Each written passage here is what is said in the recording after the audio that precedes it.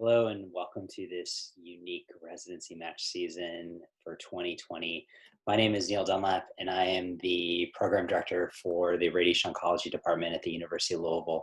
I just wanted to spend about 15 minutes doing a quick program overview that you can look at prior to considering our program for a potential residency position, and it will help you answer questions that you may want to ask faculty during an interview program. So who are we? This is a list of our current faculty. So Dr. Xiao Wu is our chairman. He's been here for 10 years now. He came from MD Anderson, and he currently treats mostly CNS. Then myself, I've been here for 9 years now. I came from the University of Virginia, where I completed my residency training. I'm the acting residency director, and my site that I focus mostly on are head, neck, lung, and sarcoma. We have Dr. Harriet Eldridge Hindi, who trained at Jefferson. She was in private practice for a couple years, and she joined us on faculty. She treats breast, GYN, and GI. Dr. Craig Silverman has been here for over 15 years. He is focusing mostly on head, neck cancers, pediatric cancers, and does general radiation oncology. Dr. Scott Silva joined us after he finished his training at Loyola, and he focuses on GYN, GU, and he's our director of brachytherapy. And then Dr. Alden Clare is our newest addition. She's a graduate of our program at U of L. She's an MD PhD, and she'll be treating breast cancer and the general stuff, as well as doing some lab work and teaching. We have 4 full-time physicists and 2 physics residents additionally. The facilities that we focus on, mostly it's the U of L Health downtown system, which consists of University Medical Center as well as Jewish Hospital. These are separated by about 4 or 5 blocks. The treatments all take place at the Brown Cancer Center at the University Medical Center. So the nice thing about that is that all the treatments take place in one location, but we do consultations at the University Medical Center as well as Jewish Hospital. We also see some patients at Norton Children's Hospital that we treat both at our facility as well as a collaboration with the Norton Cancer Institute, where they treat children there. And then we see VA Medical Center patients. Currently, residents do not go to the VA, but those patients all come to the university for their treatments. The facilities consist of multiple treatment machines. We have a wide variety of TrueBeam machines. We have CyberKnife, the Varian 2300 IX, tomotherapy, and a Varian HCR afterlitter. We recently acquired the Northeast Center, which is a facility on the east end of Louisville. This is undergoing preparations for kind of a reduplication of the downtown cancer center, with installation of a TrueBeam in 2022 is what the plan is currently. They're already doing infusions for medical oncology, and we'll reduplicate some of our multidisciplinary care services out there. Some of the unique things that we do here, for some of you that haven't seen a lot of these machines, so we do a lot of treatments related to respiratory gating mechanisms so that we can track tumors. We have a pretty big program using Calypso radio frequency transponders, which are here. These are small little beacons that we insert into tumors in the body for lung cancer, liver malignancies, as well as pancreatic malignancies. And this allows for targeting on our TrueBeam system. We also have a CyberKnife machine. We're one of the few academic centers that has both TrueBeam and CyberKnife, which makes for unique research projects. This is a robotic delivery system that has very unique tumor tracking capabilities for moving tumors such as in lung and liver malignancies, but this is also utilized for prostate radiosurgery, as well as intracranial radiosurgeries and spine radiosurgeries. To look kind of at the residency structure, this consists of 36 months of required clinical rotations. It's a one-on-one faculty resident supervision. There's 8 months of elective time right now. One of those is a physics dosimetry required elective, but we're pretty flexible in terms of other things that you can do. For didactics, those usually take place twice a week, consisting of faculty lectures, astro review courses, case-based learning, as well as oral board practicing. Conferences throughout the week consist of peer review or simulation conferences. We have daily tumor boards, Cancer Center Grand Rounds, as well as M&M conferences throughout the month. the kind of nuts and bolts of the university and residency stuff. So you have 80 days of vacation over your entire residency. The ABR allows for 120 missed days to be able to sit for your boards.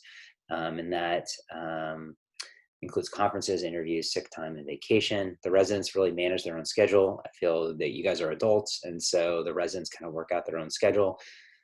Usually we try not to take off more than 1 week at a time, but on occasion residents can take off more than 1 week at a time as long as they have adequate coverage. The current resident stipend is $1,500 a year. We do provide initial textbooks when you start residency that are not part of that $1,500. We also provide additional stipends for oral presentations at national meetings, especially ASTRO and other large meetings. But the spending allowances can be somewhat flexible. We really want to encourage our residents to be participating in research on a national level. So we encourage that by giving you money. The physics and radiation biology is required during the first 2 years. We have a structured course that's led by one of the PhD researchers at the university, and then Dr. Claire, who just joined us, will be leading a review course. All residents also attend the Maryland review course. Right now that's remote because of COVID, but residents are allowed to go to that physically every year. In terms of research, there's only one required research submission during your residency, but our residents are fairly prolific in terms of their publications. We've had over 25 publications as first authors for residents in the last 3 years.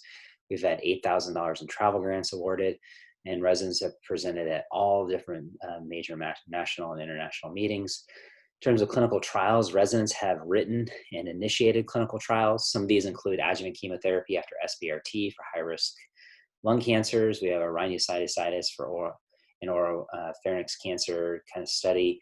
And then there's other developing studies for post-op brachytherapy using a Zoft balloon system for brain mets, as well as a CBD oil and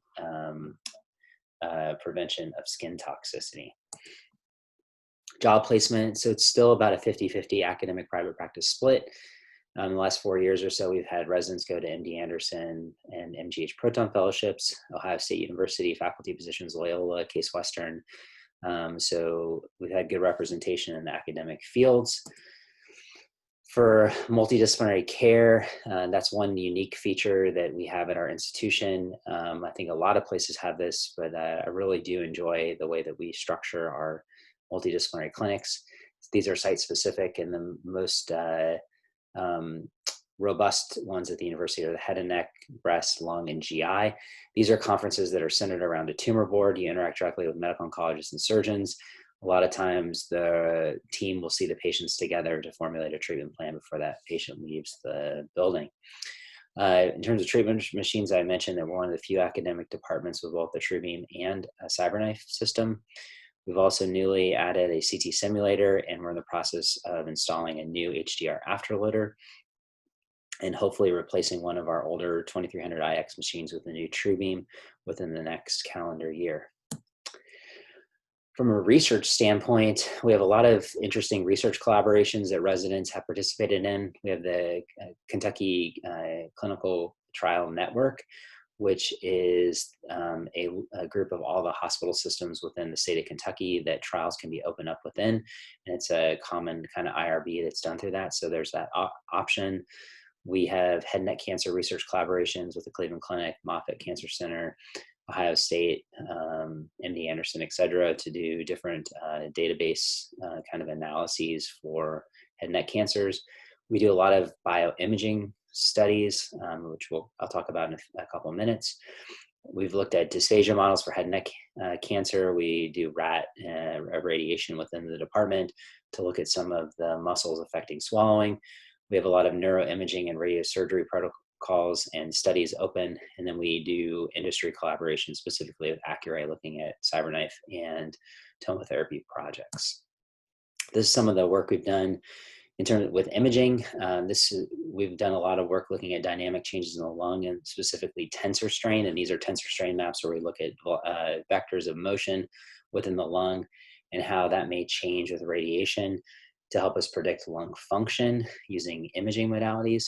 And then we have current grants from Varian looking at radionomics in lung nodules, both before and after lung SBRT for predictors of response, as well as whether or not a tumor is recurring. So a lot of interesting studies that residents have been able to get involved with. We also are starting some new initiatives looking at racial disparities in cancer treatment within Kentucky. We also are working on establishing ways to explore ways to expose underrepresented minorities in both undergraduate level as well as medical students, oncology and radiation oncology. I have a big desire to really kind of help change and reshape the landscape of radiation oncology to expose more women as well as underrepresented minorities to this field. I think that for a long time we've kind of been stagnant of how we currently are functioning. And I think that pioneering these types of initiatives will be really helpful for the future of cancer care within this country. In terms of clinical trials, about 40% of the patients within our cancer center are enrolled on both either industry or cooperative group studies. We have a big presence within NRG Oncology or RTOG. I have involvement within the Head and Neck Core Committee, as well as I sit on the NCI Steering Committee for Head and Neck. So this allows us to have access to a lot of these trials. I'm a co-PI on some of the national trials as well. We have external rotations for our residents set up. So these are collaborations with the University of Cincinnati for protons and pediatrics. So that's about an hour and 30 minutes up the road. We provide housing for residents and they can spend a month in Cincinnati getting experience with peds and protons. It's a great rotation. I did my medical school training there and I know all the faculty and it's a great experience for our residents. We also have a collaboration with Norton Children's Hospital, as I mentioned before. Dr. Aaron Spalding is a radiation oncologist. He did a fellowship at St. Jude's, and so our residents go spend some time with him doing pediatrics. In terms of board prep, both Dr. Wu and I are board examiners. Dr. Wu is a former board examiner for CNS and PEDS. I'm a current examiner for lung and sarcoma. So that gives our residents exposure to kind of what are the boards really like. I also taught the officer review course for a while for head and neck cancer. Other interesting things about our program, we have a real big international mission. So the university has really tried to set up collaborations throughout the world. And specifically, I've been involved with some collaborations with the Nigerian government to develop a medical school and a cancer center. So in the future, there may be opportunities for residents to spend time overseas and get involved in international health. Let's talk about Louisville for a couple minutes. So the Louisville metro area is about 1.2 million people. About 40% of those people that live here are under the age of 40 and about half are married. It's relatively inexpensive, minimal traffic, so pretty easy travel to work. Most of the residents live within 10 minutes of the downtown, so not a big deal for getting to and from work. These are some pictures of the skyline looking from Indiana across the river to Kentucky on the top. This is the Louisville Slugger Museum downtown, 4th Street Live, where they have New Year's Eve parties. Probably not going to happen like this year. This is the Yum Center where basketball is played, and then there's other events that happen there, lots of concerts and other things. It's a great venue. And obviously Kentucky Derby is here in Louisville, so Churchill Downs here for the Kentucky Derby. There's a ton of events that are centered around the Derby. The Derby happened this year, but no fans and none of these fun events. Hopefully we'll be back on next year.